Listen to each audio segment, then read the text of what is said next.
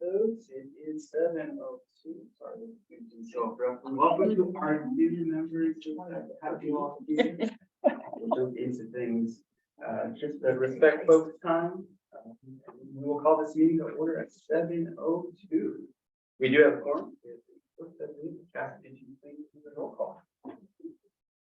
And as a reminder, folks, the meeting is being recorded / we are being watched. Folks in the community, we are doing our service. So I have Chair Magana, Present. Vice Chair Ramos. I have Commissioner Wendy, I'm here. Commissioner Sue. Oh yeah, did not say that one. So 2 is now Commissioner. No, I'm 6. Commissioner. Oh, Thanks. Commissioner Banks. Commissioner Westfall. Commissioner Gardner, Here. Commissioner Mendoza. Here. Commissioner Kelly, Yes, right here. Commissioner Jolly. Commissioner Brown.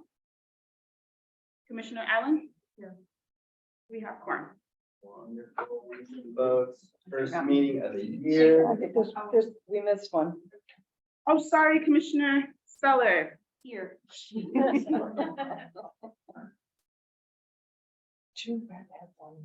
I know, Yeah. that's gonna be fun. Ever happens. Let's vote on our first item, folks. I'd like to entertain a motion that we approve item A and B, which are the minutes for our regular session meeting on August 6th.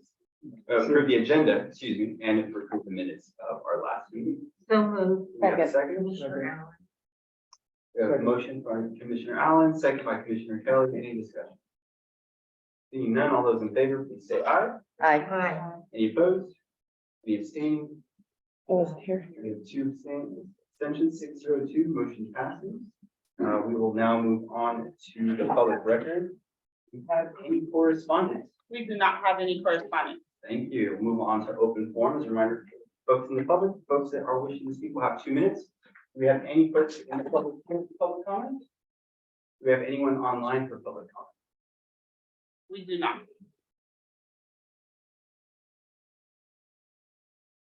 We will then move on to our next item. We will move on to our first informational item, which is our staff spotlight on our wonderful Pearl Library. I'll turn it over to our wonderful librarian. Yes, thank you, Commissioner. Tonight, I hope you got to be here a few minutes early to check out the gorgeous Pearl Avenue Branch Library. And I'm going to introduce the branch manager, Shu Wynn. She's prepared a presentation for you to talk about the library, its history, and its usage, and to entertain any questions that you have.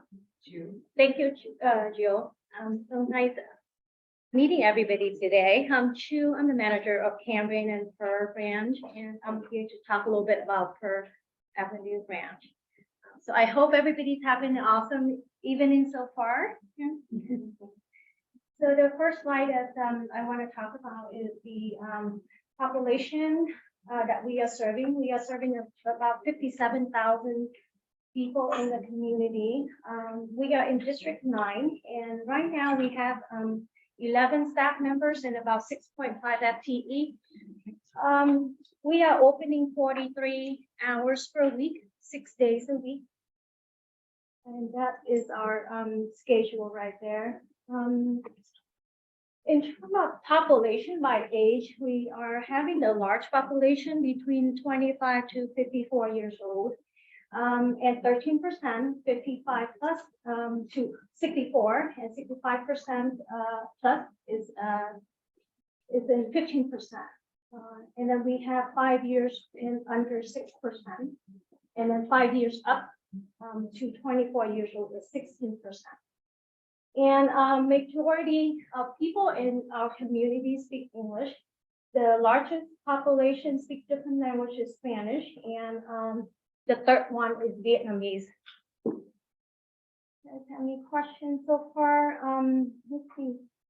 So most people in the community, we speak English, and that number, big number, 23% right there is the percentage of household having membership. This one is our fact sheet. As you can see that we In year 21-22, we organized 89 programs, and we have like 1,800 attendants. So in year 22-23, the data is preliminary and needs to be approved, but that's our number. We had like 197 programs, and we have about 4,800 people attended our program. So it's a big jump, almost 200%. 100, I put it down at 163%. It's a little bit And hard what to is, see, and what but do you it's think that is? 163% increase in terms of people attending our program. And what do you think that is? That's a big jump. Yes, it's like almost 200%. Yeah. We think it's It's a good- mostly recovery from the pandemic. Oh, they're coming back. Yeah, Yeah. yeah. I'll add something to that. I mean, Shu is the dynamite manager. I'm responsible for District 9, and I go to all of the branches, and she is spectacular. In Thank putting you, together Ken. programs, putting together things that are appropriate for this branch, and for Cambridge as well. Yeah, we're striving. She works really well with the friends group. So, Thank you for both branches. And Cambrian is a bigger branch, and we have like the highest circulation at Cambrian. But today we talk about Pearl. And into our programming over there, we got like 1,800. I'm sorry, 18K of attendance over there. This is a smaller branch, but it's a big jump, That's a like almost bigger. 200% jump from last year compared to this year, like 22-23. This data, 21-22 data, we have gate count 71,000 people. And in year 22-23 fiscal year, there's a 30% increase, and we got 93,000 people coming to the building. And the pie chart over there is a circulation statistic for year 21-22. The biggest circulation collection is children's materials. We've got 67 children. 67% of children material checked out is the highest cert. And the second highest is the 26% for the adult materials. Our top 3 languages is Chinese, Vietnamese, and Spanish. Year 22-23 preliminary data still is 216K people, material checked out. Sorry, 22-23 circulation preliminary data is still, that is like 216K checked out. Is that physical library materials only, not ebooks or circulation? This is more like physical materials from the library that got checked out and walked out. It's, I believe that the collection of ebooks is counted separately. Yeah. We are very well used here. We have a very high demand of the community room. So every single week we do have people like either nonprofit organization, or we have the neighborhood association in our District 9 coming to use our community room. This is a community room.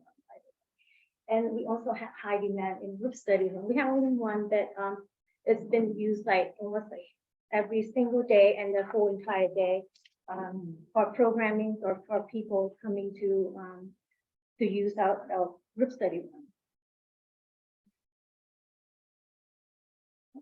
We do have a couple of good supporters. In partnership, we have Office of Council Member Pam Foley, very supportive, coming to our programs a couple of times, and then also reading to children. And we have big friends of Pro Avenue Group, very supportive. They just like funding us like a lot of programs every week. And then Vita Text Help, very good group of volunteers. For year 21-22, they file 158 returns and then get 140K refund for the people or for residents in the community. So Good job. yeah, I'm very glad that they here to support the library. he'd probably second that.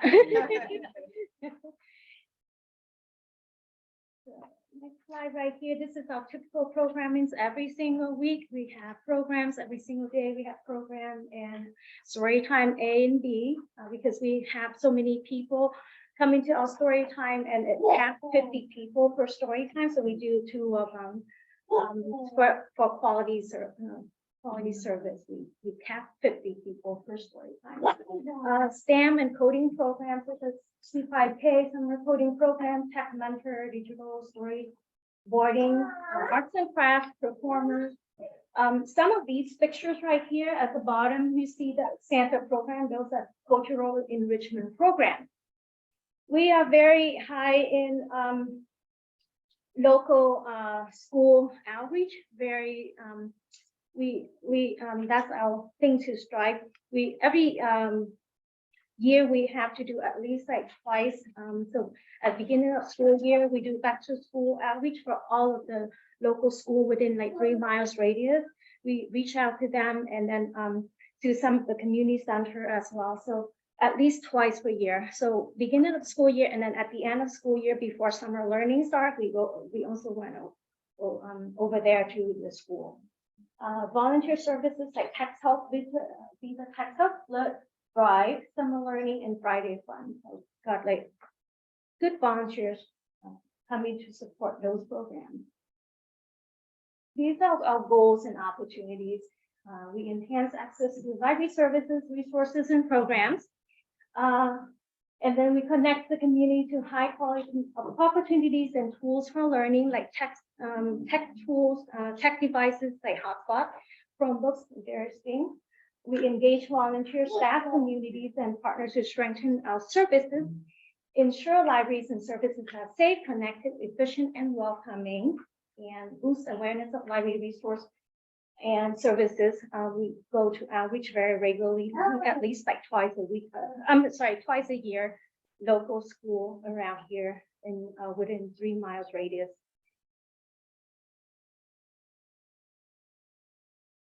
This is our staff group right here. We have really good staff group. 6.5 FTE, stretching 6 days a week opening. We open 43 hours per week. And this is some of the testimony right here that I'm very proud, and it's like kind of inspirational reading this, and we love doing our job. This is keep the momentum going. It's very inspiring. So I put some quotes there. This is 5-star Google review. This is very fun to read, and I just love quoting these. The librarians here are top notch, super friendly and helpful. And this is my childhood branch. Even though it's been completely remodeled, it's still one of my favorite libraries. This selection of new books and children's material. The building is clean and the staff are extremely welcoming and helpful. Fantastic local library staff, and then very cool, good place, clean library. I like it more here. And this is real teachers, real stories. We went to outreach before winter reading, and this is the second one is from Carson Elementary for the summer learning. The top one is the winter reading thing. The teacher testimony saying that we support the reading and the score increasing. So my classmates into our new year goal to read together for 20 minutes every day. Then again for homework at night. While at school, we found a book set the time and read away. Not only did the class average lexile improve by 50 points in December, but we were awarded with books too. We truly want to thank you for making today so much fun. My kids were full of smiles. Here are the few pictures of our book pick party. So that's a teacher right there. And then she mentioned that she needs to get the permission slip from the parents before she can publicize the picture. So that's why the kid's face like blocked off by the books. She shared with me some picture with the face, but I don't have the permission, so I only use the one with the face cover. She gave me permission to use her pictures. And Carson Elementary School's teachers, I went over there for the summer learning presentation. She mentioned, thank you so much for coming this morning. Your presentation was perfect. The kids are excited about your programs and receiving books too. Thank you. Thank you again. Okay, I think that's the end of it. Thank you. And I appreciate your time coming here, getting to know the library, the Pearl Library, and nice meeting you all. Let me know if you have any questions. So before we get into questions and discussions, we do have to get into possible public comment. Cassie, any public comment? No public comment. All right, we'll open up the floor for discussion. I saw Commissioner Kelly. Yes, sir. Thank you for the presentation. Did you do this all yourself? I don't know. Amazing. I Really, did, really nicely done. Thank It's a good you. picture of you up there too. Are your patrons asking to be open on Sundays? I don't think I have anyone like talking to me in person or writing a comment on Google review or anything. Yeah. I don't have it at Per Avenue.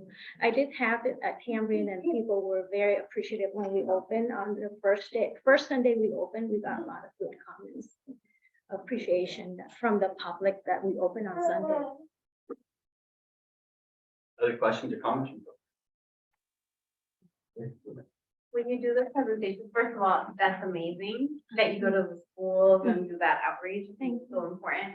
When you do that, do you provide them, do you sign them up for the summer reading program right there and then, or you just give them information to take home? Yes, so I provided information at the time that we provided the outreach presentation that we can't sign them up until June 1st for summer learnings, but I provided information. I showed them the prices that they can get if they sign up. So to just build some kind of excitement to the children. Yeah.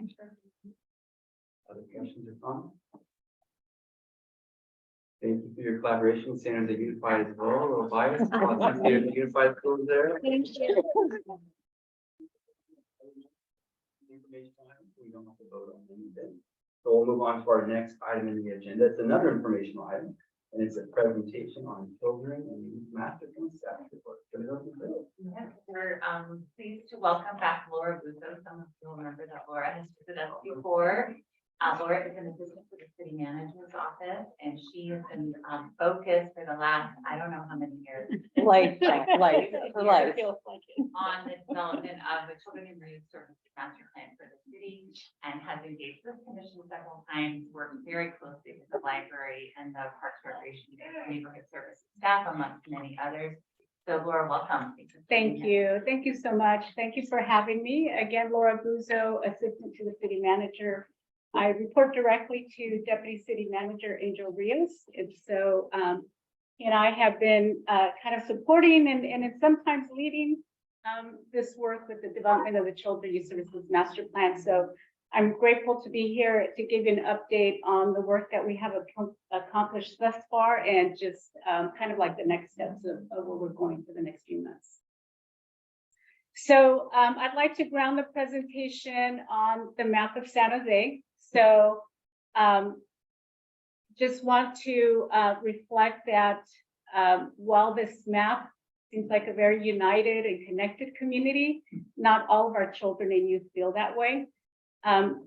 It is well documented, and I know I don't have to tell all of you, but I think it's just worth noting that many kids in our community don't have the same resources and opportunities, and it impacts their outcomes in health, educational achievement, poverty, violence, homelessness, and also their life expectancy. And so it's just a good reminder that while we all live in this community, we don't all have the same positive experiences. And so this is why the Children and Youth Services Master Plan is critically important. Our goal is to uplift and provide a strategic framework for how we serve and are responsive to the needs of our children and youth. And so as we began just kind of the initial design and planning of the Children and Youth Services master plan, we wanted to take into account a lot of the great work that has happened, that has been happening. The city council has directed many of us to support and lead at various times over the last few years. But really the kind of the conception of the Children Youth Services Master Plan came out of the mayor's June budget message in 2021. I came on board January of 2022. And just connecting with the various departments and community members to start thinking about what this design process would look like. And so again, as we started thinking about all the other great work that has happened, we wanted to recognize the Bill of Rights for Children and Youth, which has been recently revised and adopted by City Council. It is now the Bill of Rights for Children and Young Adults. That was led by Kids in Common and the Youth Liberation Movement. So in June, City Council adopted the revised Bill of Rights. We also want to acknowledge and ensure that we're incorporating the work around the educational digital literacy strategies, that the library has been demonstrating tremendous leadership to ensure that we're all uplifting our programs and ensuring quality standards across the board. The Youth Empowerment Alliance, formerly known as the Mayor's Gang Prevention Task Force, recently released their strategic plan. Their focus is very much on youth who have been involved in gangs or in the system, whatever system that may be, public assistance or juvenile justice. And so also, again, taking into account all the work they've been doing as part of their process. The city of San Jose also has a racial equity impact analysis. So as we start, again, designing this, making sure that we take that into account. In April of 2022, the City Council approved 10.5 million of ARP American Rescue Funds to focus specifically on children youth services. Library received some funding, Parks and Recs, as well as other departments in the city. We also have our education policy, and then also in this past year, there was also a COVID-19 recovery task force that involved about 50 plus community members who worked over about a 9-month period to develop some strategies, some action plans around supporting the community recovering from the aftermath of the pandemic. So the overarching goals for the master plan is to create and expand pathways and supports from cradle to career for all San Jose children and youth, young adults from birth through age 24. And so we have been asked, well, why 24? Why not 18 until they graduate from high school or kind of reach that, what we consider the adult age? And we felt that it was important to really focus on youth who also need supports and resources. Many of us probably have young people in our own lives who aren't quite sure what they want to do at 17, 18, 19 years old, or maybe even 23, 24 years old. And so really providing them with the resources and supports and mentorship to think about what are some career options or education options that will give them the opportunity to succeed and live in this community.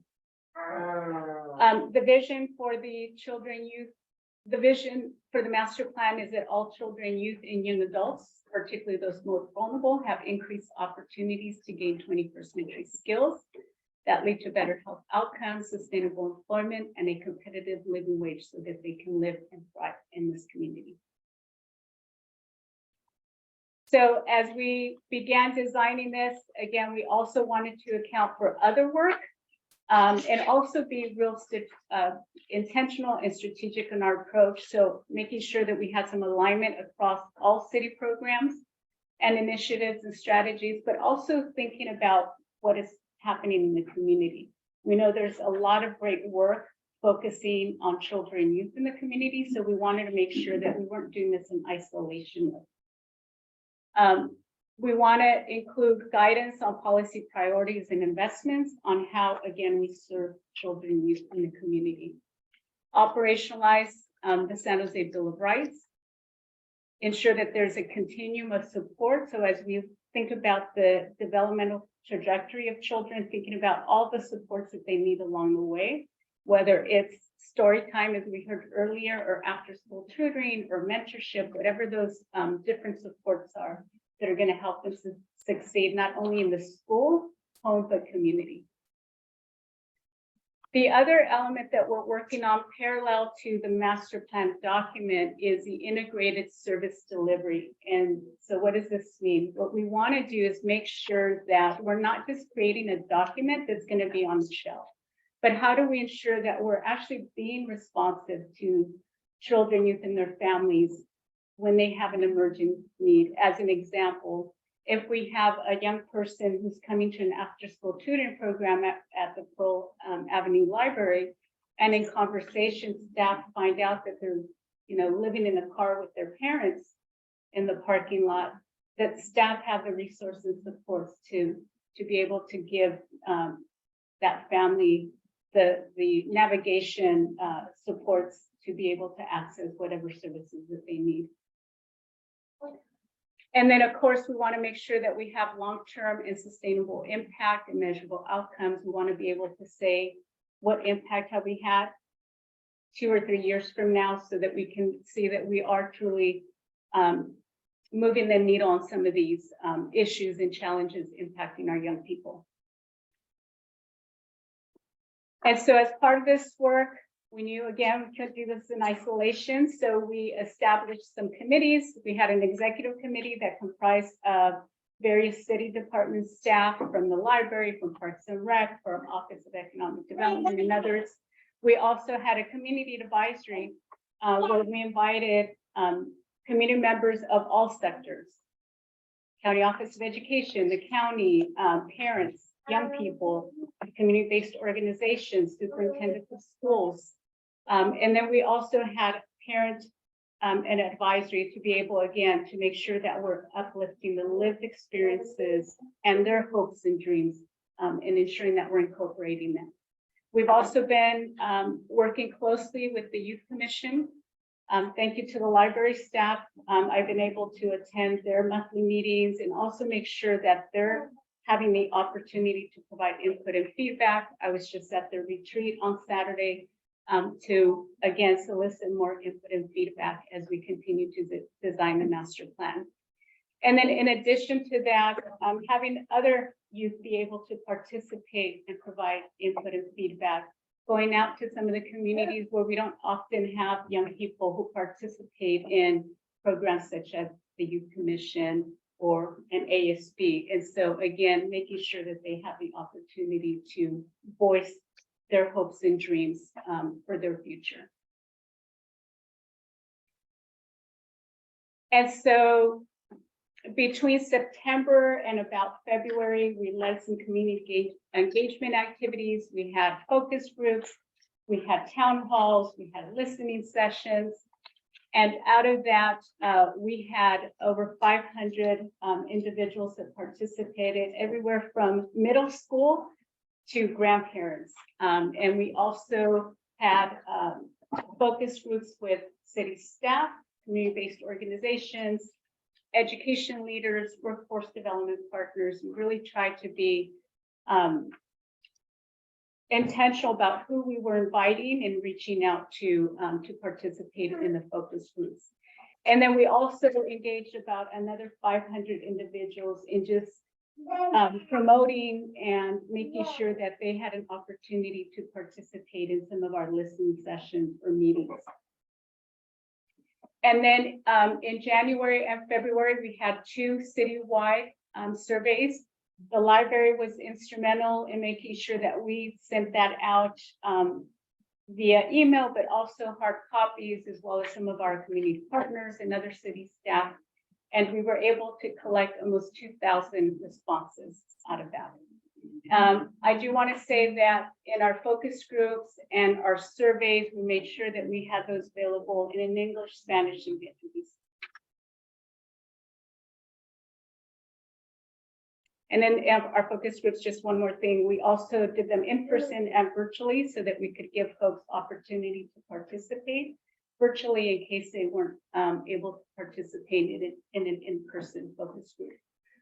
And so this gives you just kind of an overview of those who responded to our survey and completed the demographic question. I feel like we did a fairly good job of ensuring that the survey really reflected our community, both from the parents and the youth. And again, when we say youth, it really did cover kind of middle school to young adult. And so out of all those community conversations, the surveys, these were the themes that just rose consistently across each of those different communities. The importance of having meaningful and sustaining jobs, learning and empowerment, mental wellness and belonging, housing access and security, childcare and family supports, connected neighborhoods, and safe communities. What also was very clear out of those conversations and listening sessions was the importance of ensuring that we followed these values around collaboration, accessibility and inclusion, and equity. And then thinking about kind of the touch points in which we could connect with children and youth. So thinking about the community, the family, and then just children and youth themselves directly. Or before you move, Yes. sorry, through the chair. Is it in the themes in that order, or was that a? Same question. No, they weren't in that. No, Yeah. it's Yeah. mixed in. Yeah. Okay. Yeah. Just checking. Thank you. Thanks. And so just kind of a highlight of some kind of other things that came pretty clear across all the conversations was the importance of building meaningful relationships and connections between adults and youth, ensuring resources, whether it's education, communication, awareness pieces, are provided in 3 languages, and that we also look at different strategies. That you should be co-creators and have a voice in advocacy, planning, and decision-making tables. And that we ensure that there's alignment and linkage to other city, county, regional plans and efforts. And so all of the data that we collected through focus groups, the surveys, we actually created a community voice report. And I don't know if I'll have to check that. Maybe we can make sure that you get a copy of that. But that's kind of the full document that has all of the data that was analyzed and prepared by our consultant. And so again, the themes that emerged out of that primary data collection was around meaningful and sustaining jobs. San Jose has robust and inclusive community to employ connections that actively support and provide equitable opportunity for youth and families to thrive throughout all their career and job stages in the pathway of their choosing. And so what I want to mention as well is that these goal areas were actually developed with community through 4 different sessions that we had, again, with diverse partners, parents, and youth. We really, again, wanted to make sure that this was crafted and designed by the community. And I'll just pick one more: housing and access and security. All San Jose children, youth, and their families have access to and the ability to choose safe, sustainable, affordable, and quality housing that best meets their needs.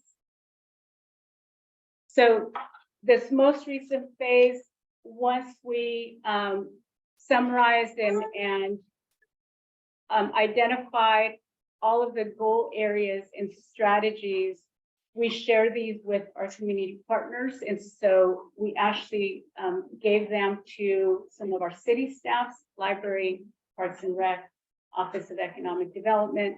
We reached out to organizations such as First 5 and the county behavioral health, so that they could also help us in identifying which of those strategies align with their existing work. Because we wanted to make sure, again, that we weren't doing this in isolation, we weren't duplicating, but that we were really aligning our resources and leveraging our supports. So another key element as part of the work is, as I mentioned earlier, this integrated service delivery system. And so while we all know this, I think it's still worth putting this on a graphic to really show that the city of San Jose sees itself as an important element in making sure that we're supporting the children, youth in our community, that we have an equal responsibility and place in supporting families just as the educational institutions do, or county agencies or community-based organizations. And so making sure that we, again, are aligning and leveraging our work. And so as part of this integrated service delivery system, we did some analysis and assessment of our existing city resources. So we actually created this huge map of all the different programs and services that we have, and then also connecting with our partners to identify which of those programs and services are available that we could, again, leverage those connections. And so the next phase of our work will be what we are calling installation. And so that is actually beginning to design what we're calling that integrated service delivery system. How does that look? How would a young person be able to access those different entry points? Jill had a great point earlier today. We have the San Jose Learn program. And so how does a child that enters the San Jose Learn program get connected to other supports and resources? While they're in the program or as they age out and are exploring other programs and services in the community. And then, of course, we want to make sure we have this continuous quality improvement. We are looking at phase 3, the implementation and sustainability in the spring, probably early fall. We are going to be starting off with 2 small pilots. We want to start small, really take some learning opportunities to improve the process, and then consider expanding from there. And just a quick overview on our timelines. As I mentioned, we've been doing a lot of data collection analysis and summarizing all of the data over the last few months. We're actually in the process of now writing the document and synthesizing our goals and strategies further. And so our plan had been initially to finalize the master plan in September, but we're actually going to give ourselves another month or so because we've gotten so much robust input and feedback over the last 2 months that we feel that we have to do our due diligence to make sure that we're taking the time to really finalize all those elements before presenting it to City Council. So our goal is to present to City Council possibly in November or December. Upon approval of City Council, then we will start working on developing some work plans around some of those goals and strategies identified in the master plan. And that's the end of my presentation. Any questions? Before we get into questions and comments, do you want to check for any public comment after? None. All right. For folks, I do hope we can share as much feedback as possible. It's a good opportunity for us to give some feedback regarding this master plan. Jill, anything to add there? Yes, I know you're at a critical point of wrapping up the study that you've done for council. So again, I think the questions been really engaged. It's a great time to ask questions, to make suggestions so that we can incorporate it in the final. Sorry, we'll go down this way. I have 3. Yes, please. Okay. So, I mean, Laura, you know, I've been involved with this process when you started out. So I guess I have 3 questions. What are the biggest challenges that you're finding in this work? That's my first question. We'll start there. Because this was really great, but I know that's not that great. Yeah, I mean, All the time, there's just things that don't go the way you so want.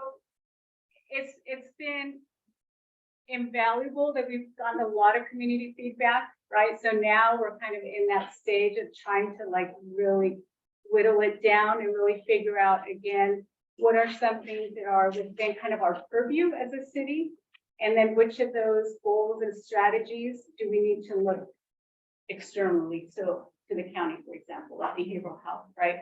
There were a lot of issues and concerns around access to mental health services, as an example.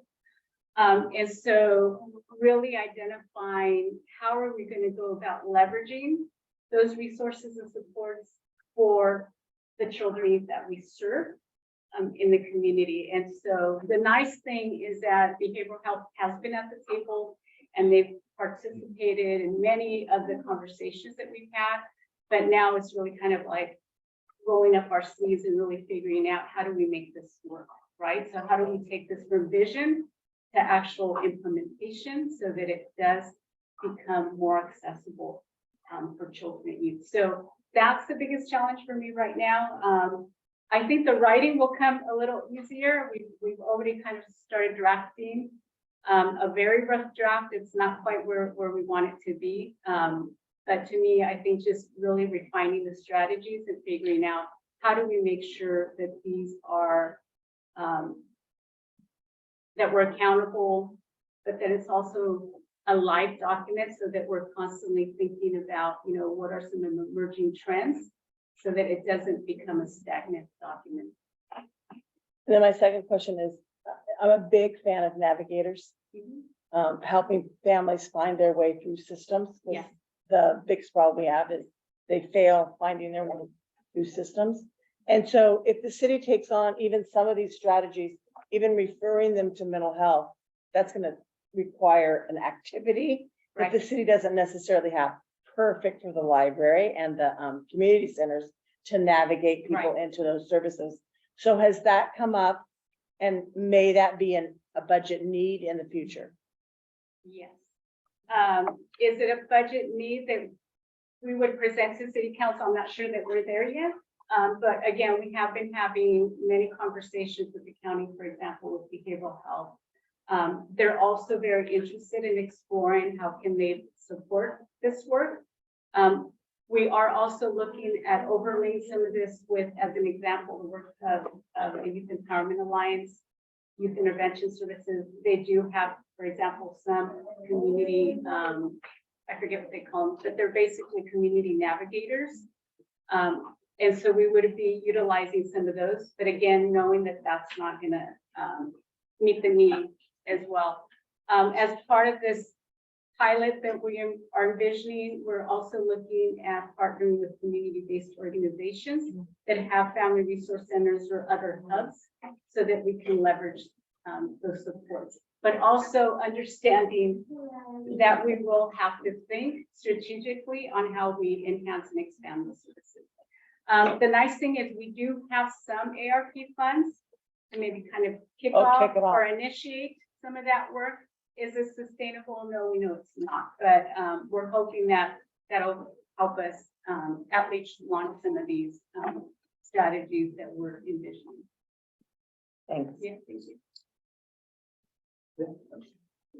Since I know you've been working on this night and day and emailing at odd hours, wherever, I want to say thank you. It's incredible. It's probably the most comprehensive dive into children that a public entity like the city or a city has done. And it's, I know because of you. So I have a couple questions too. One, in the themes of course, I asked, are they ranked?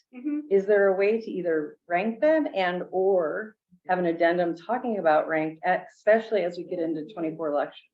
It's important for us to know and talk to our electeds around what was the top 10 things or potential electeds that the city found from this incredible amount of surveying. Yeah, that's a good point. I think we can do that. I can talk to our consultants about that. Yeah. Perfect. Thank you. The other is, what do you need more of? Where are you at and what support do you need more of, if you could say, or if not, that's fine too. I think right now the strategies is what is going to take a little bit more work to flesh out, again, because we want to make sure that we're looking at it from two different lenses. Like, again, what's in the city's purview, right? Role or responsibility. And then of those, who do we need to reach out to? As I mentioned earlier, county behavioral health, right? And so the nice thing is that they've been super supportive and have been involved in the process. And so they're seeing these as we're drafting them. So we went from 80 something strategies to now like 40 something.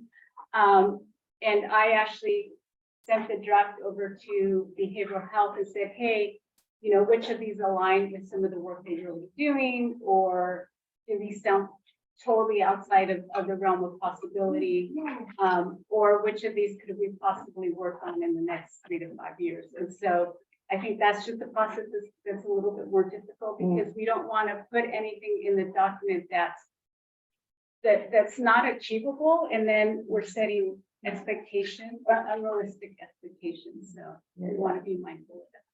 And then finally, just because you do have 2 San Jose board members here, we're not in quorum, we're fine. But you know, I know with the rollout of the ELOP, or the after school requirement that all school campuses stay open for 9 hours, I'm wondering how well I know the county office of ed, but the individual school districts are partnering within the city around what is going to come and what could be a partnership for after school activities, childcare through the requirement around ELOP and the dollars that are coming down. It's the biggest after school investment the state has made in decades. So I don't want to officially speak for Parks and Rec, but we've had conversations, and I know some of the issues that they're struggling with is staffing capacity.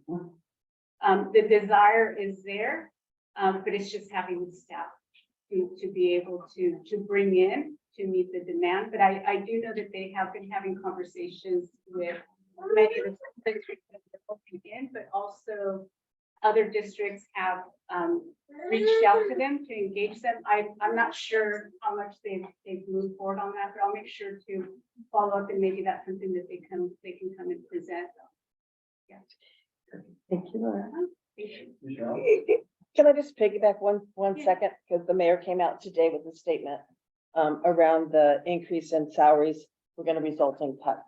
And he only really listed one department he was going to save, and that's the police department.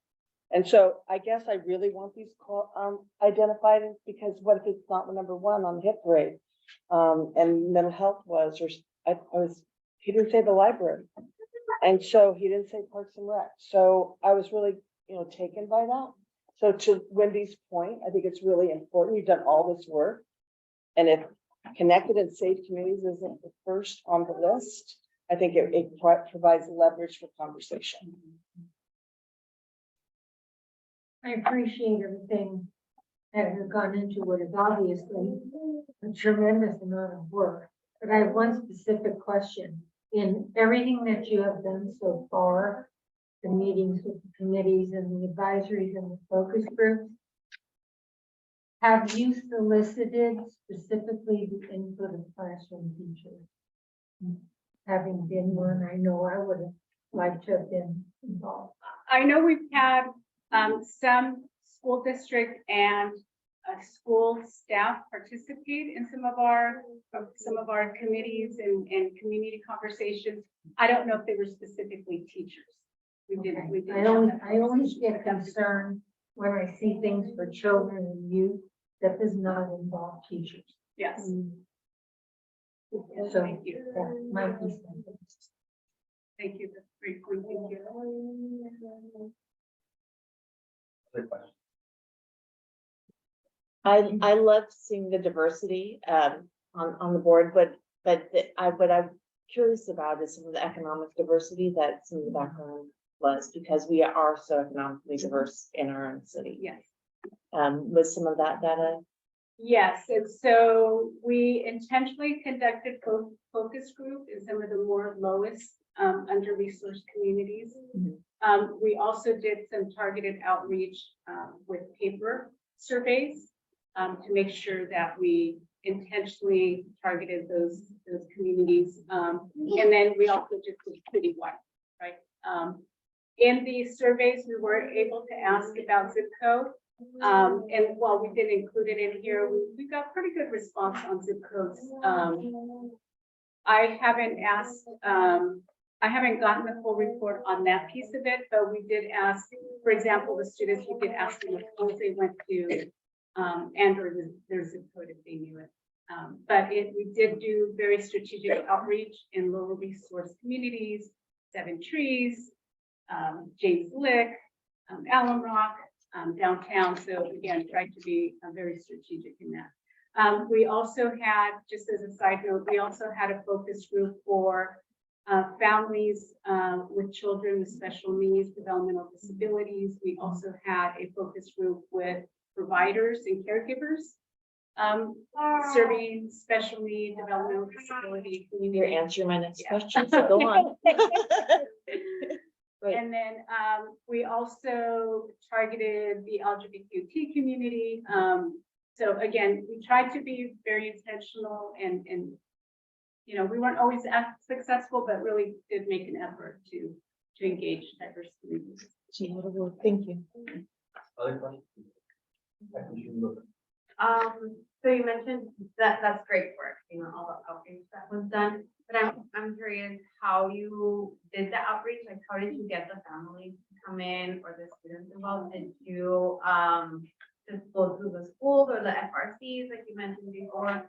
How did you focus on Everything. we again really tried to lean on different folks. I specifically called different organizations like the Catholic Charities, for example, who had a family resource centers in the Santee Seven Trees community. I specifically targeted community-based organizations that were serving very specific communities like the African American Community Services Agency, ACI, LGBTQ group. So some of it was very cold turkey, just reaching out, contacting them. Some of it was just full email blast. You know, I reached out to the library, for example, to help us distribute it to all the different library branches on their social media. Did the same thing with like Parks and Rec. In our after school programs, at flyer, you know, so again, really tried our best to think of different outreach opportunities, and then did word of mouth as well, as much as we could. Okay, and another question that I had was, if I understood the previous slide with the timeline, you started this just in March for this year? No, we started the actual planning last spring, but then really kind of kicked off our community engagement in September of last year. Oh, So between September and February, we were out in the community doing our focus groups, our surveys, all of that. And then kind of summarize all of our data. And then between April and June, we had some additional community meetings with different folks to help us kind of craft a little bit more of the strategies and the goals. And so we are now kind of in that last phase of finalizing that piece. okay. No, I mean, that what you presented was amazing. I agree with everybody else. That in such a short amount of time, everything that you've been able to accomplish is Thank you. it's not overwhelming, but just amazing in general. And the goals seem to be very ambitious, like you mentioned, and I do worry about being able to provide, right? Like if you say you're gonna provide that service, following through on it, and I'm just concerned like everybody else on the budget. Like when it comes to the final phase to implement, I mean, it's great to provide the information to the librarians, the FRCs, the community centers, but it's gonna require training, it's gonna require staff. And as we saw, like the city's struggling to fill positions as is. And so, and I know it might be too soon, but you mentioned that you're kind of looking at budget for Yes. for when it comes time. And there is gonna be a need for those positions, right? Like, right. Have So- you looked at like how many Yeah, and so positions? we haven't quite landed on kind of timeframe for the master plan, but we do want it to be a long-term kind of investment roadmap of how we serve children and youth. We really want to make the case on why this master plan is important. Because if you don't address the experience and the outcomes for children and youth, you're never going to be able to address flight, homelessness, violence. I mean, the list is on, right? And so we want this to be on equal parallel on why we need to invest and continue to focus. Yes, there's always going to be the, you know, the ebbs and flow of revenue and city funds and all of that. But at the end of the day, how do we make sure that we continue thinking about if we divert our attention away from children and youth, all the other things that we do aren't going to matter, because you're still going to have youth who are suffering. And if they're feeling disconnected from the community, if they don't have any hope for themselves or their family, then why are they going to care about anybody else? Really, you know, that's the reality. And so it really is up to us to make the case on why this is important. Perfect. Well, I hope we hear from you soon and keep us updated on how we can support. Like, Oh, absolutely. Thank you so much. amazing work. Thank you. Want to- Thank you. And I know I said it many times, but this wouldn't be possible without Jill and all the other staff who have been just super supportive. This is not, you know, the master plan for the city manager's office. We really hope that this is considered a roadmap for the entire community, regardless of whether you're the city or community-based organization in the city, that you see this as a roadmap that you can support and align your work with. And so that's our vision. And I think we're getting there. Yes. Hi, this is my first meeting, first commission, and very impressive. And I was looking over the themes, and I think I understand all the themes and goals pretty well. The first one, this language, I don't know, I'm wrestling with it. This community to employer connections language, to understand, like, what does that mean? Yes, there was a lot of comments about the importance of connecting youth to, one, employment opportunities or employment experiences or opportunities for career exploration.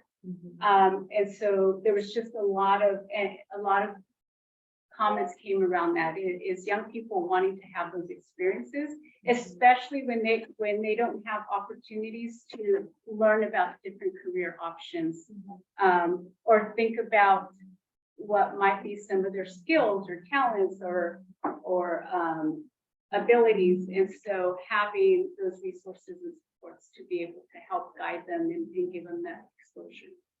Thank you. Other questions or comments for us?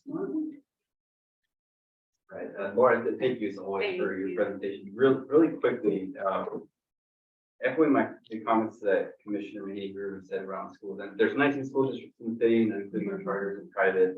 I appreciate you naming the idea of integration, but I do want to emphasize that these, our school districts have a lot that they're working on, and another thing can be daunting and can be, districts say like, oh, are you sure? So just want to emphasize that piece of the integration piece, ensuring that, you have lots of partners, at least here, that can advocate for you all for that. Absolutely. Thank you. Yes. I had questions around how folks are identified, and I think you clarified that for me. Quick question, we're fostering a target population that we reached out to, or CASA or anything? We did, yes. And so CASA staff were involved in our advisory. I also reached out to like Bill Wilson, and the county has a hub on Santa Clara Street. I can't remember the name right now, but yes. So again, tried to make sure we were outreaching to different folks in the community. Any other questions? That's all I have. Any other comments? Thank you again. Laura. Thank Appreciate you. it. Thank you so much. As a reminder, folks, Thank this is an informational item, so it does not require a vote. We'll move on to our next item, which is our public services overview. Thank you. So several of you have got some of our public service overviews in the past. I think we started it during the pandemic with the virtual meeting overview of all the work that we were doing, but the commission was so engaged that we kept doing them. Unfortunately, our deputy director, Michelle Ornott, is sick, but don't feel too bad because she got sick going on a fabulous vacation. I know, this didn't have to come back. Everything happened this week. So Her fabulous team of division managers, Sean Morris, Vivian Colombi, and Jim Hargis are going to present in her stead. And so take it away, guys. All right, hi, thank you. So yes, I will not be introducing Michelle or not because she's not here, but I am happy to introduce the rest of our team. So my name is Michelle Morris. I oversee South Branches, Access Unit, and King Reference.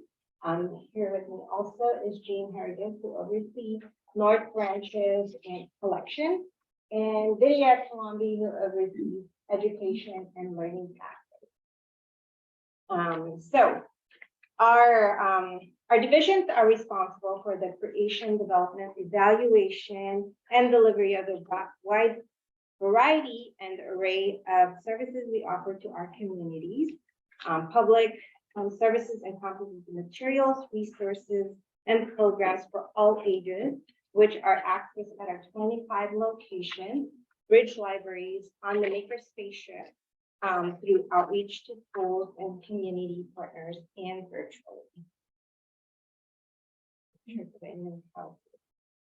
that at the same time. Sure. Thank you. So the public services team of about 493 permanent staff, and then about 30 full staff, who doesn't necessarily do all the work alone. We do work closely with our operations, which is Michelle's counterpart, our Deputy Director of Operations, Jenny Choi, Division Manager for Digital Equity, our Marketing and Communications team, the Admin team, the Administrative Officer and Business, Training and Personnel Units, IT, Facilities and Security team, because I want to make sure that we cover the gamut of all of our personnel teams. And of course, our combined mission, the San Jose Library enriches lives by fostering lifelong learning and by ensuring that every member of the community has access to a vast array of ideas and information. So as mentioned, public services offers a wide range of services and programs. More than staff members are responsible for library collection, access to materials, and digital resources. They offer programs for children, students in early education and expanded learning, for teens and adults, literacy programs, college and career pathways, including workforce development and cultural enrichment. And we have programs which build holistic and digital skills and are also family-oriented, which each of us will happily talk about later. So now I will turn it over to Jean. Thank you, Michelle. So like Michelle mentioned, we have 25 locations. That includes the King Library, which is joint with San Jose State University. We have one bridge library, the Mount Pleasant branch, and then we have 23 other branches. The current number of active card holders is around 670,000. And at our branches, we have 12 branch managers who each manage 2 locations. And then we also have 10 unit managers at the King Library who coordinate work in public services, but for their units and also across the library system. And so our circulation for fiscal year 22-23, the total circulation was 7.3 million, which is not on the slide, but that is a 5% increase over the previous year, which was a nice change in the trends. Of that, let's see, 1.6 million was for electronic resources, 5.7 million for physical resources. And of the physical resources, this is the 56% of the physical circulation was for children's materials, 39% for adult materials, and then teen materials is 5%. And then this is regarding our holdings, our collection. So we have our current collection has approximately 2 million items, and similar to circulation. More than half of that is children's materials. And the collection, we have some information here about the language items, and we try to reflect the diversity of San Jose in our collection, in our holdings. Currently, we collect materials in 18 different languages, including 9 Indian languages. And that includes the electronic resources as well, which I'm going to get into on the next slide. And the language materials are located across the city at all of our locations. We do use demographic data to decide which languages go to which branch, but those materials are requestable to anybody in the library system. Then the continuing the collection overview, yeah, this is it. So we have 61 electronic resources, including 40 for reference and 21 for interactive learning. And then in addition, we have our electronic books and electronic audiobooks. And hopefully you're all familiar and avid users of those items. Yes, I see lots of nods. I love having access to e-audiobooks on my phone, in my car, everywhere. So hopefully you all are doing that too with your library cards. And if you're not, I'll talk to you after the meeting. And there are many different platforms that we use to offer those materials. Hoopla is one of the most popular and includes items in 60 different languages. Overdrive and Libby are also quite popular. They do include some language materials. We also have in the resource called Hi Read, we have many Chinese materials, specifically Chinese materials. And then for children, we have this newer resource at the bottom. We have 2,500 read-along books in languages other than English for children. And quick note, that word that's sort of cut off, oh, you can see the logo at the bottom. It says LOT for kids. LOT is an Australian term that is used to mean languages other than English. So just a little tidbit for you. Library talk from down under. So if nothing else, take that with you for the evening. And I'm going to turn it over to Vidya. I think. Thank you, Jean. Hi, everyone. I'm Vidya Kanambi, and I'd like to talk a little bit about our education and digital literacy strategy. As you know, it was adopted by Council Action in May of 2018. All our work right now is divided into these different planks of early education, expanded learning, college and career readiness, and digital literacy and skill building.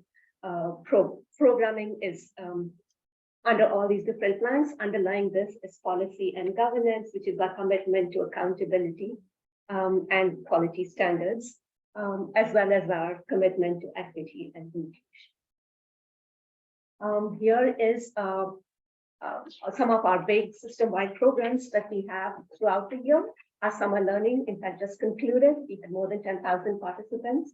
I'd like to draw your attention to the graphic novel making contest. It just concluded July 31st, and the award ceremony is scheduled to be held September 9th at the Seven Trees Community Center and Library, and we're all very welcome, invited to join us at 2 p.m.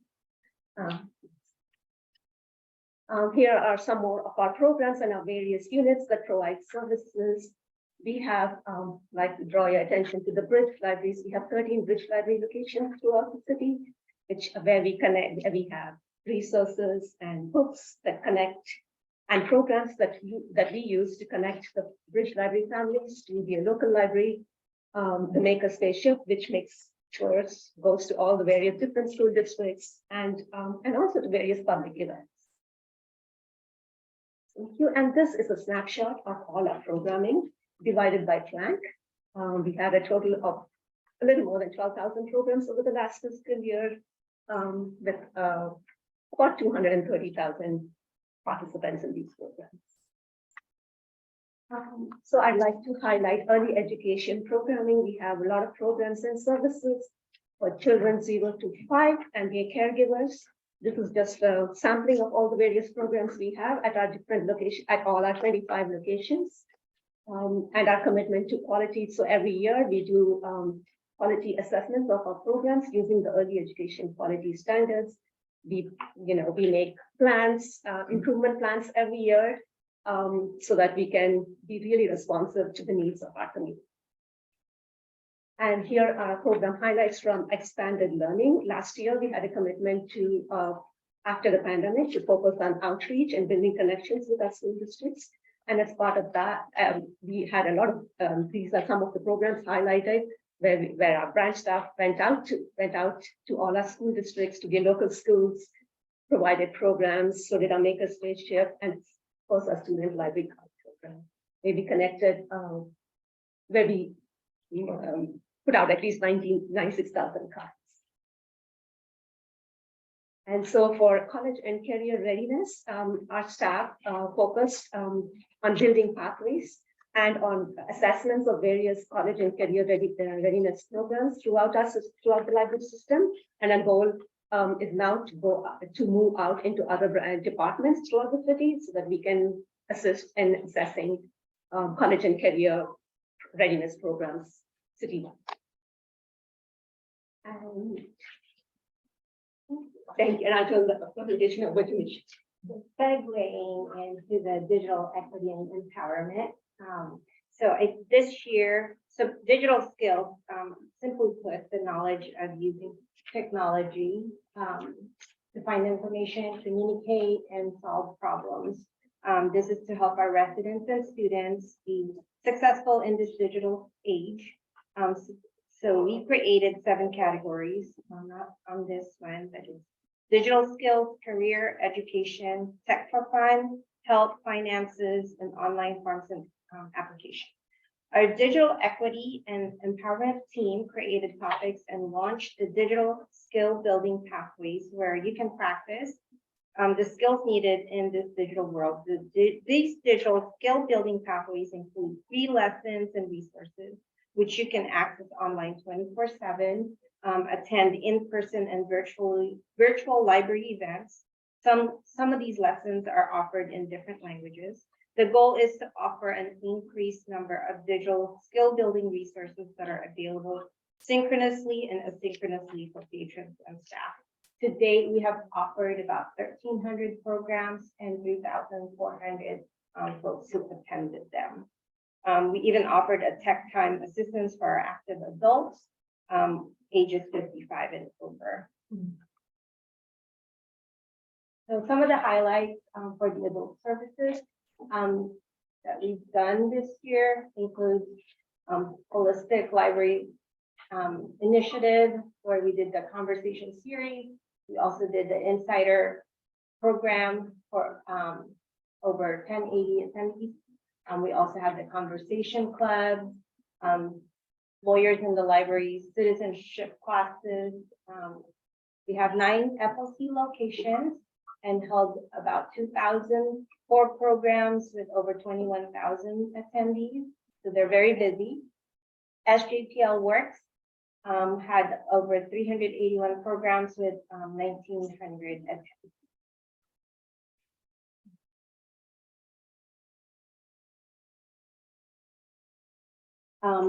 The equity, diversity, and inclusion. So we had the quality standards that were approved by the council in February 2022. This is the city's framework to assess our educational program efforts to center and advance equity.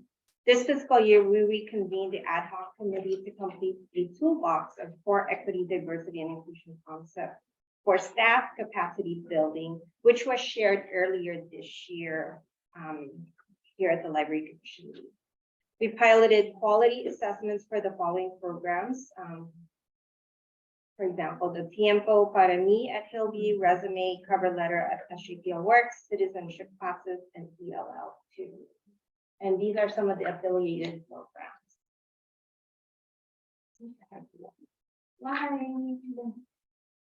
Okay, so for 23-24, some of the opportunities that we have, again, we want to make sure that we strengthen collaboration with schools. And I think as you heard from Chu, she's done quite a bit of outreach to schools. So we want to make sure that all our branches continue to do that.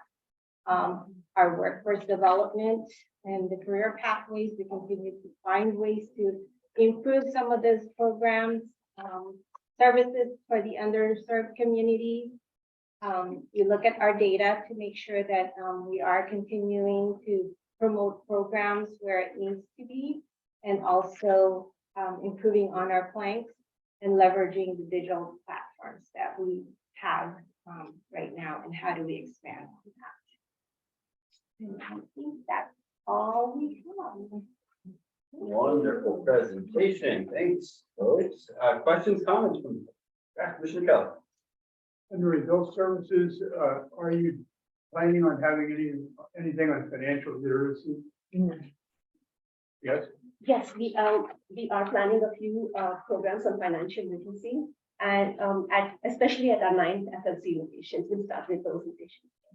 Yeah, I think financial literacy classes, both for adults and children, are critical importance, Yeah. especially in society today. So I would really encourage that to be included in your format there. Also, one of the issues I know that many of the libraries have, and many of the friends group have, is the ability to collaborate with their local. Delmar School, for example, near Bascom, they have a heck of a time working with them. They just don't want to seem to interact. Is that common throughout the area, or do we know that? There have been some challenges connected. Yeah, how can we better do that? We are working on that. We have our early education, expanded learning manager, Lauren, has spent a lot of time the last year trying to build relationships with our school districts, and what she does is connects the local schools with the branch. So should that come through the branches first? Sometimes it can happen either way. It doesn't have to come from Lauren. Sometimes the schools, the branches connect with the schools connect with the branches. So it happens in various different ways. I think that's really important. Yeah. We have found that we get a range of responses from schools. Some Yeah. schools are there before you even contact them. Yeah. Other schools have other priorities. And so I am familiar with the situation with Delmar, and it just hasn't been their priority to connect with the branch. And the branch staff continue to try. So that's kind of, that's what we encourage, is try to make those connections, try to continue regular communication with schools. It seems odd that the school is right across the street from the library. I mean, you can wave to the Yeah. students and the teachers, they don't want to be at the library. Like choice. I won't say anymore on that, privately else. We'll connect later. Before we go on to other comments, I did forget, apologies. Any public comment? No. All right. Commissioner Bradley.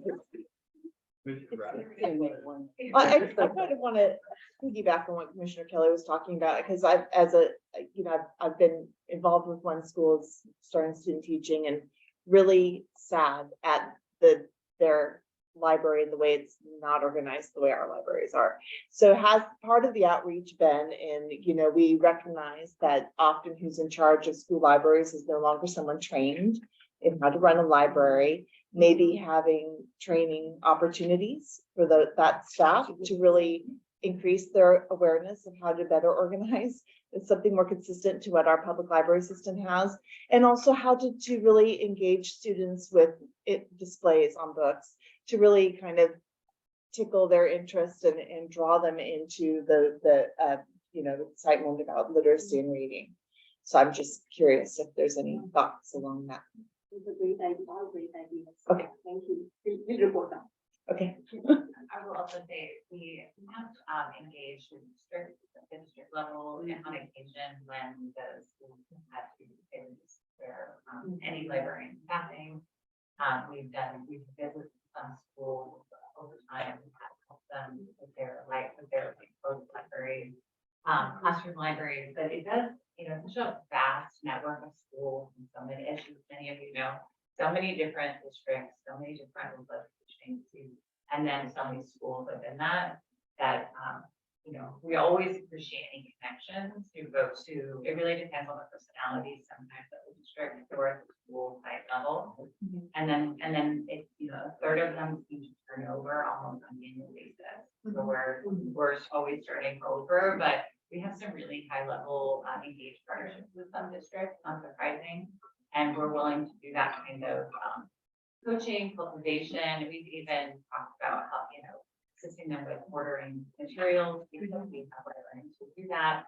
And this is something to get, more up to date with their classes and things like that. So, and some of that happened prior to the pandemic, and we really need to kind of update outreach. Thank you. Commissioner. I just had a couple of clarifications. You say that there's 3 branches that are joint with Parks Rec and Neighborhood. What 3 are they? Oh, so that's Bascom, Almaden, and Seven Trees. Okay, And those are, there's a community center and a right, village center. okay. And can I ask please that we get an email regarding the award ceremony for the graphic novel? Yes. My nephew was very into that. So, yes. And then the other was the holistic library initiative. You said you had a conversation series at JE and BLA. I don't know what those. Joyce Ellington and Vivian. Thank you. Sorry, all our little acronyms. I know, some I remember, some I don't. Yes. I was excited to see the digital skill building programming. I was on my son's school site council, and post-pandemic, we were talking about the kids being online and, opening up all sorts of things, can of worms, and looking at like curriculum that we could deploy. And I know there's common sense media. I feel like it wasn't entirely free, but I just wonder if this is something to work at a district level, because the students have these portals, and they're allowed to in their free time to access certain district approved sites. And I just wonder if you're trying to get in maybe at the district level to get this curriculum in there, because I think there is a great need, and I don't know that they've all figured out like where to go to find this kind of content. Yeah, thanks so much. I'll take the answer, yes. And I think what we would do, especially for districts that were interested in expanding access or awareness of the skill sets, is give them the digital skills pathways, but also give them our Coding 5K virtual programs, our e-resources that are age development appropriate and geared towards that level of engagement. Some of the digital skills pathways, we'll just they'll breeze through them because they're digital native. And so I think we would do yes and for some of the other sites that would be relevant. Thank you for that. Other questions? Just one, of course, thank you. As usual, I learned something after how many years, I still keep learning. For clarification, just for everyone else too, when you say the San Jose Public Library Bridge Collection, does that mean the connection and relationships you have in community at the family resource centers where you're doing bridge library connections? Is that what we're counting as that? Yes, the Bridge Library started with the first 5 partnership in which we put libraries in family resource centers, and then it expanded to some additional partners like the healthcare, facility, community service agency, and others. And we have one at the Ricardo Reception Center at Tech Bridge, and we have another full bridge library at another for women and children. And so we created this umbrella that really started with our partnership 5, but it's grown much larger. And do you count the Pleasant View? No. Thank you. So thank you for that question. Mount Pleasant, we call it a bridge branch because unlike the bridge libraries, which are uncatalogued materials where our staff goes out and, does the story time models, how to share with your child, how to get a library card, all of those things. The bridge branch is actually a fully connected building that was that we sort of leased from the Mount Pleasant School District on their site at the Robert Kennedy Elementary School. And so it's a full collection, use the computers, place holds, retrieve your holds, check out a laptop, all of it. And then since we're talking about relationships between school districts, I have to commend our chair and our president of San Jose Unified for connecting our school district and ensuring that every child in San Jose Unified has a library card to San Jose.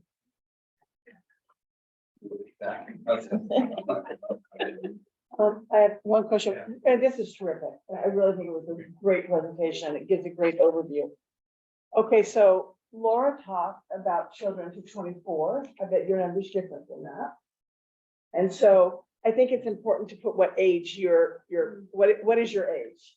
And also if you put all adults and seniors, I don't know, are they in there or can they be separated? So I just want to say, everybody seems to use a different age range. So I think defining that would be great. I see, it looked to me like some of these programs are in partnership with community-based organizations. And I'd really love to see a page that lists all those groups that work with you.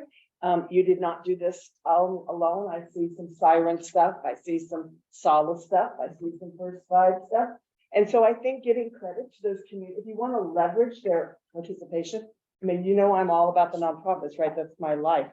You gotta credit them for coming out with this. So I'd really like to see you add that, because I think it's a real important piece of how you deliver services, but they gotta be recognized for doing it.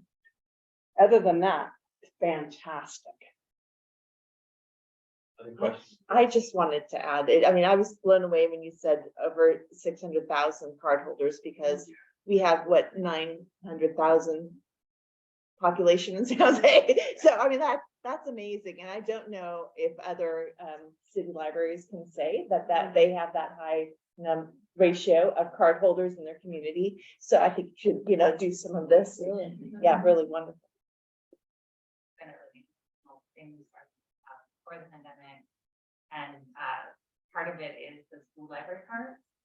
So we now have partnerships with, I think, 20 different local education agencies, from school districts to other agencies like charter networks, who every time they have a kindergarten class, register a library card with us that follows the student through their entire academic career. And so that was a big part of it, but also just really getting the word out, the partnership with Sharks, the partnership with, the Niners. Making it very cool. We've done a bunch of other cool art projects, like some school districts design their own card. So we'll do anything. So the student cards, and then the creative educator card. If you guys recall, I think the commission was actually made to suggest that. And it allows for a larger number of items, longer checkouts for teachers, so they don't have to use their own card, and no fine. So any ideas, we'll follow them, but yeah, it was definitely an intentional journey to get us. I think we were about 42% of the population at one time, and now we're closer to 7%. That's awesome. That's huge. No fines. Yes. Do we do our school visits in Spanish? And I asked just because I'm a parent of a two-way bilingual student, and the question is in Spanish. So I'm curious if we do those things.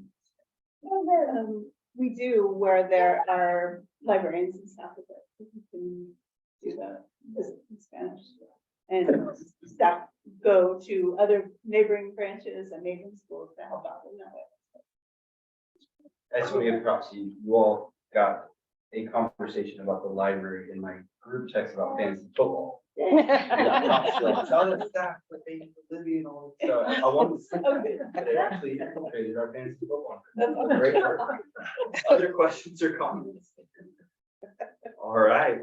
Again, this is an informational item, y'all. We will move on to our next item. Thank you so much, y'all, for the robust presentation. Our next item is our council liaison. So he's on virtually. Hello, Brian. Hey, how's it going, everybody? Can you guys hear me? Yes, welcome. Awesome.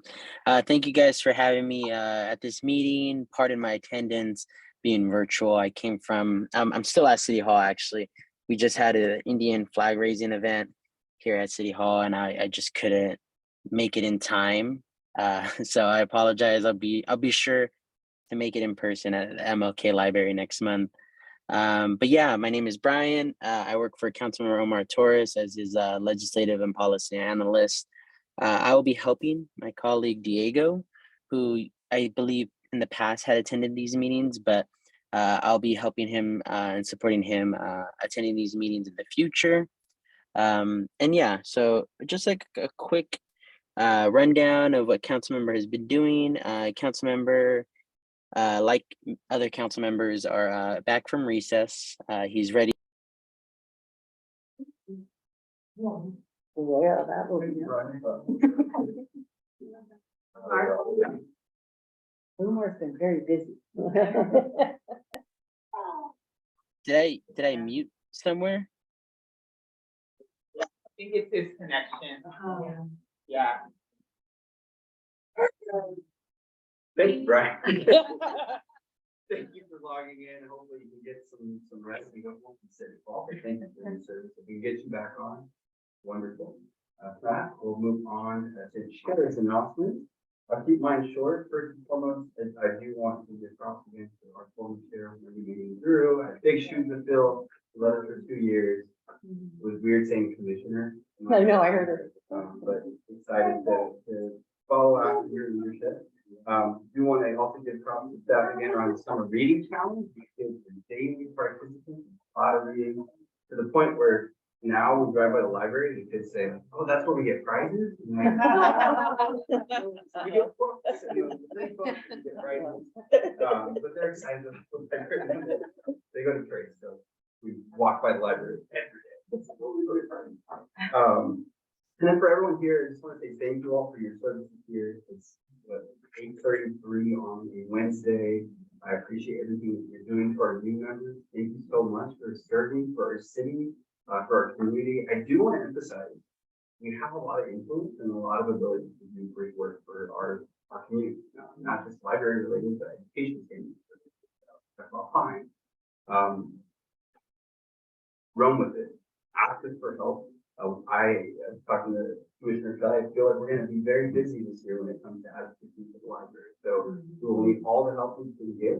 And I've learned quickly in my now 6 years on this commission, the more organized we are, the more intentional we are, and the more together we are, the more we can push more library initiatives impacting education.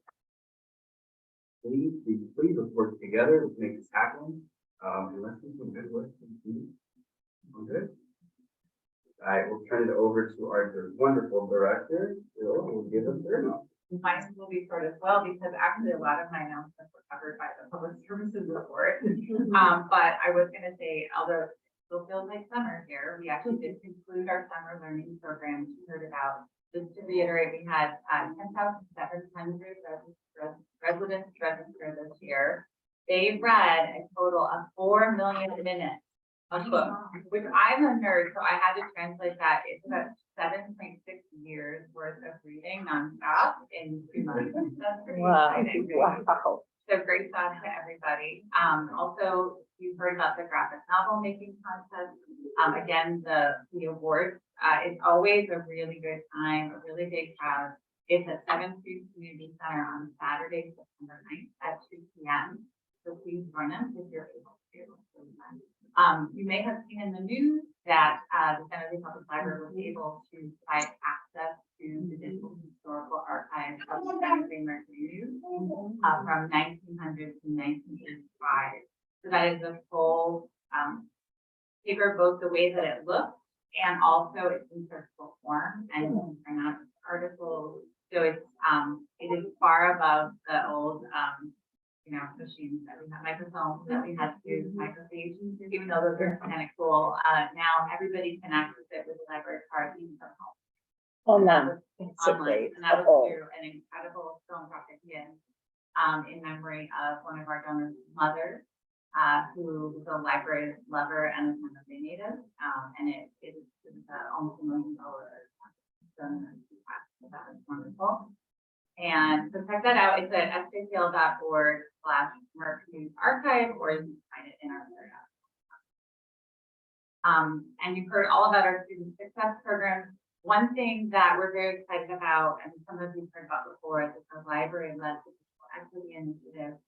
One of the kind of amazing projects we did was, and that is our own Anne Grabowski and team oversaw the installation of community Wi-Fi at 8 attendance areas of schools around the inside of San Jose. Yay. How many? Yeah. 200. So we have, Anderson Hill, Independence, James Bliss, Mount Pleasant, Oak Grove, Oberfeld.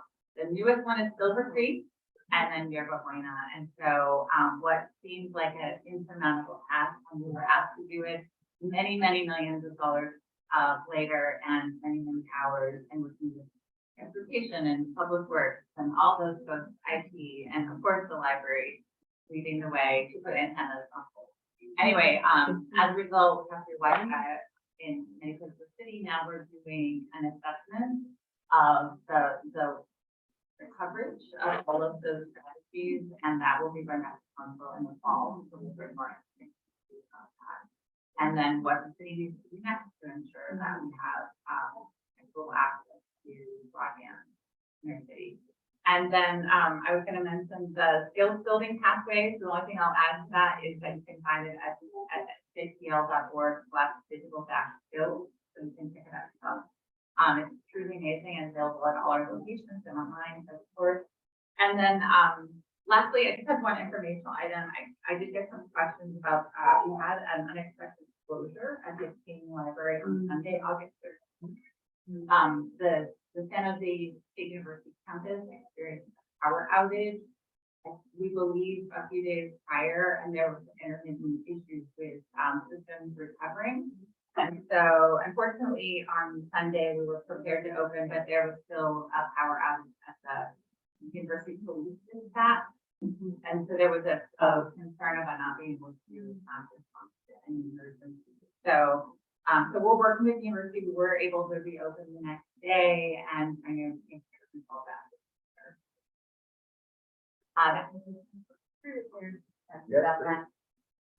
So does the city not provide support for public safety at the library? That is a great question. So in our operating agreement with the university police department is charged with security at King. And so they provide the officers and then they will call in support or something. But that was kind of our question as well, is that and in the past we've had support from the CCD on campus whenever there's a need. So I think that's the thing that we would look to perhaps in further discussions, is having something in place so that we don't have to. And follow up. I seem to remember that it was quite hot on Sunday, and so I'm a little concerned that people didn't have a nice good place to go. Was your HVAC now? Oh no, all the libraries. There was a whole laundry list and we saw them kind of coming up online, so we thought we were opening. There were about 20 people waiting outside. Myself, Jenny, and Ann all went downtown to help deal with the situation and make sure that staff were taken care of and we figured out how to resolve the day. But again, I'd like to follow up on that and try to prevent it from happening. That would be really great if you could come back and let us know how policies are put into place to work more collaboratively and hopefully kind of stay more countries. Other questions or comments? Thank you. I just wanted maybe you tell us how the Tiffany Haddish event went. Oh, yeah, it was amazing. We had a packed house where we had an overflow area. Some of the librarians, people waiting. I just basically had to say we didn't let anybody else in, and then as people left, new people would come in. It reminded me of like my club days when. And so there was a group of, at one time, almost 50 patrons who were kind of gathered in different part of the floor, and the staff had live casted it on one of our monitors. So they were able to watch it live, and then as I said, people stayed after for it seemed like 2 hours in line because she spent time with each and every family. We did pictures, signed their book, and just had a great time. So it was. Yeah. And this was. Going from my age. Who was better? Ah. Had it and winning and Grammy winning, Yeah. actress and comedian. And she has, written both adult books as well as a beautiful picture book called Layla the Last Black Unicorn. And, so because she was, performing at the Improv downtown in San Jose, they reached out to us and we were able to host her and her come up the book. And you can actually watch it on our socials. We have a great video of her performing. The book is beautiful. We did a limited edition library card, which sold out in like 2 seconds. So we had to order more. Oh, I was like the next person in line, they're like, we're out. I'm like, okay. We had a big sign up. And so we ordered more. It still will be a limited run, but we'll let y'all know when those are available. It's just a gorgeous book and the theme of individuality and acceptance, overcoming bullying, and really, and the crowd was so engaged. We had The staff was amazing. she was late, which she's a movie star, but they had a little kid dance contest. Yes. Wait, That was awesome. Was that incredible. Was that improvised? I mean, it was Yeah, great. I think. Everyone our was into librarian it. Rockstar. MC, Yeah. he came up with the idea of having kids show their moves, and then every kid, the first kid was shy, but every kid wanted to do it after that. And we gave out copies of the book to anybody who, would dance, show off their moves. So then, yeah, it turned out great. I mean, I'm kind of serious about it only because the university police came in and kept telling us we had to do school. So I don't even say how many. Yeah, don't say it out loud. And the kids were sweet. I mean, some of them brought pictures and cards and they'd interrupt her and she would stop whatever she was doing and take a warm moment and really focus on them and thank them. And I thought that it was a great event and I was really, I couldn't believe that you guys were handing out masks for the kids to color on their takeaways at the end. And the kids were really engaged with the story. The crowd was very generous in making sure the kids had, front view. I kept stepping further and further back to behind taller people, but it was just a wonderful event. And I thank you for sending the reminder out because I had it on my calendar and I saw the reminder like, that's right. There we go. It was great. She told us she has a foundation where she this is a foster kids and she does a lot of work with foster kids. She told us about how important libraries were to her. And then when we gave her the library card, she literally started like tearing up and almost couldn't talk for a minute, and that got me going for it. So it was really lovely. She got a library card and you didn't. That's okay. That's okay. I'm okay with that.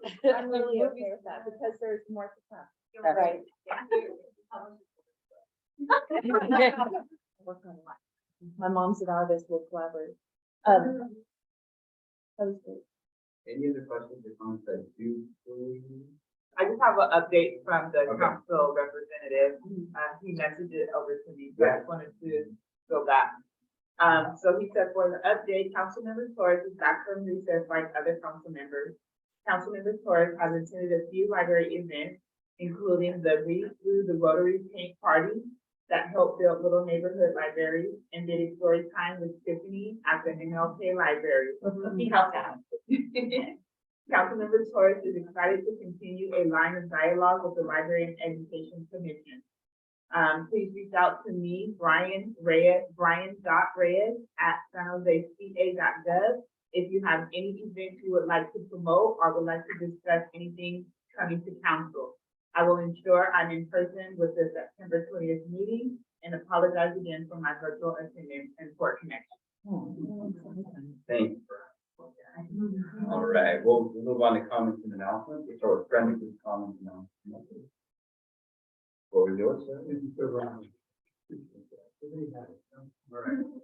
Moving right along. I've actually been working with Diego from the council office on reinstating the friends group that will be effective in East Carnegie.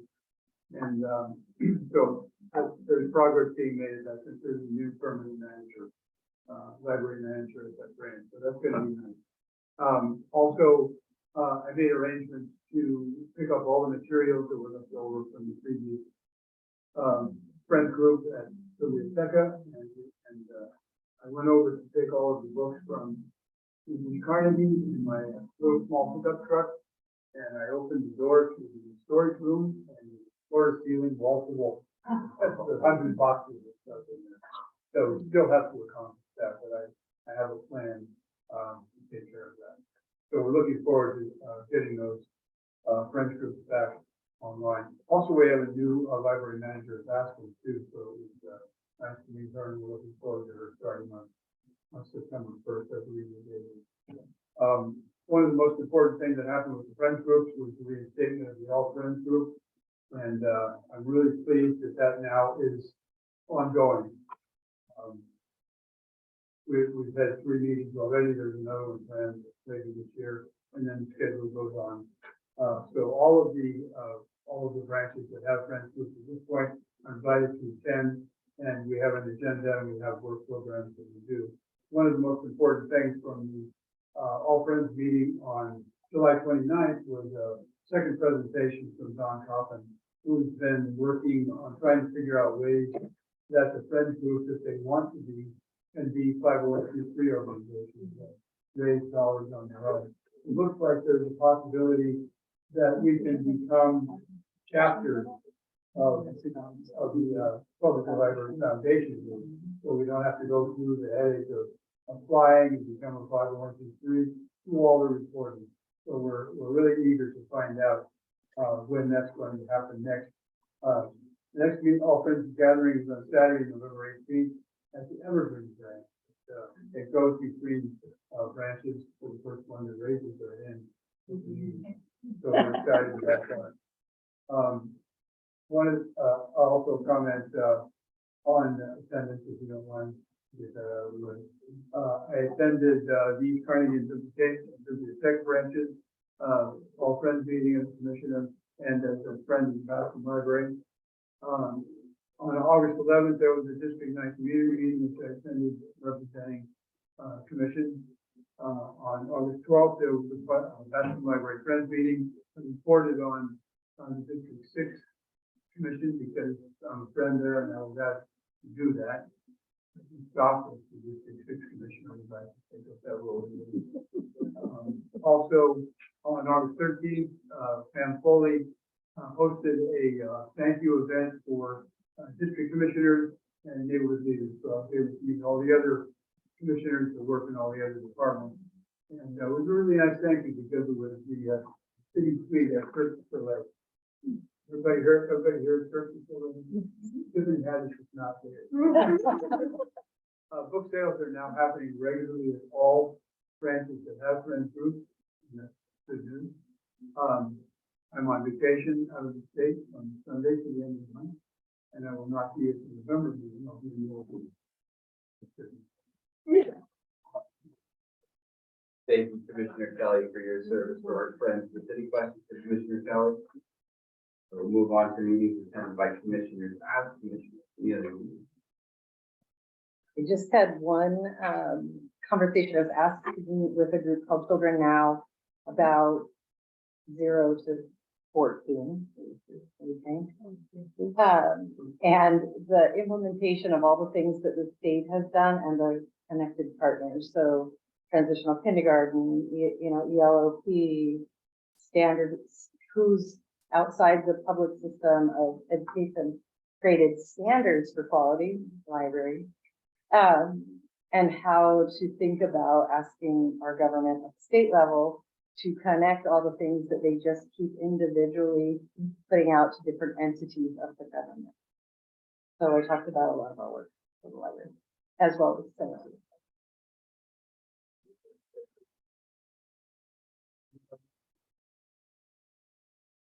All right, we're going to take public library foundation. Hey there, I'm Nicole City, I'm the Vice President of the Library Foundation.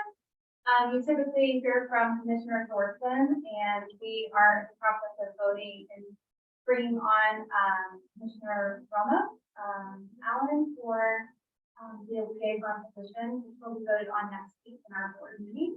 So until then, I'll give the report.